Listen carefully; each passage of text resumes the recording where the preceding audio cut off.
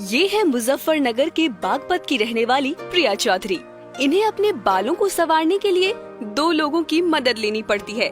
आखिर हो भी क्यों ना, इनकी हाइट से ज्यादा इनके बालों की लंबाई है।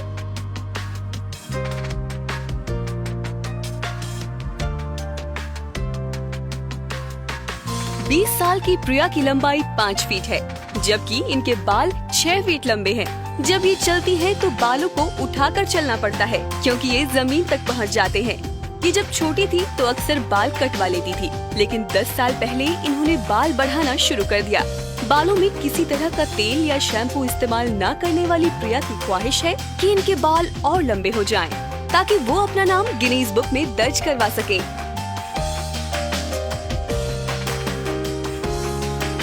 दैनिक भास्कर.com की रिपोर्ट।